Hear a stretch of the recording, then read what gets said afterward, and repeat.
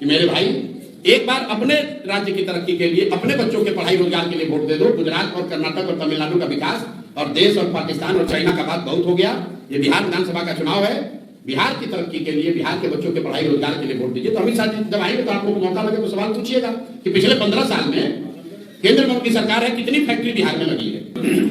आने वाले 1 महीने में आप देखेंगे कि सीमांचल के जो 4 महत्वपूर्ण जिले हैं, किशनगंज, अररिया, पूर्णिया और कटिहार, इन चारों जिलों की जो राजनीतिक गतिविधि है जनसुराज के नजरिए से, वो पूर्णिया के इसी कैंपस से उदय जी जो बड़े भाई हैं उनके मार्गदर्शन में और उनका जो अनुभव है इस क्षेत्र का, उनके मार्गदर्शन में इस चीज को आगे बढ़ाया जाएगा। और हम लोग की कोशिश होगी कि जितना कुछ हो सके, जो हम लोग आकर यहाँ, चूंकि पटना से बहुत दूर होता है तो इतना समय हम लोग अभी तक नहीं दे पाए हैं, लेकिन आने वाले कुछ महीनों में आप मुझे भी यहाँ ज्यादा देखेंगे।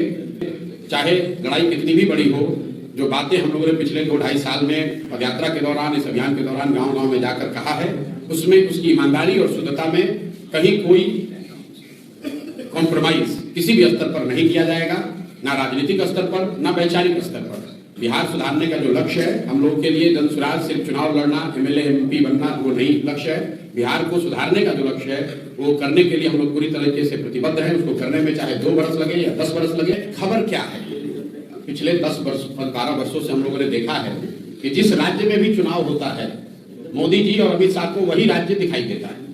अब अगले 6 महीने तक अचानक से गुजरात के इन 2 नेताओं को बिहार की चिंता सताने लगेगी, बिहार की गौरवशाली अतीत की वो चर्चा करने लगेंगे। बिहार में भी कभी विक्रमशिला और नालंदा जैसे विश्वविद्यालय थे, इसकी चर्चा और इसकी यादाश्त उनकी ताजी हो जाएगी।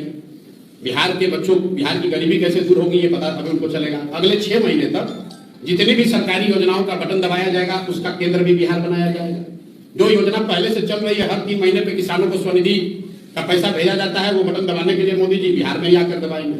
तो ये कोई नई बात नहीं है, लेकिन नवंबर के बाद ये दोनों लोगों को फिर बिहार कभी अगले 6 महीने तक, 6 साल तक दिखेगा नहीं, क्योंकि तब तो बिहार उनके लिए सिर्फ मजदूर का सप्लाई केंद्र है।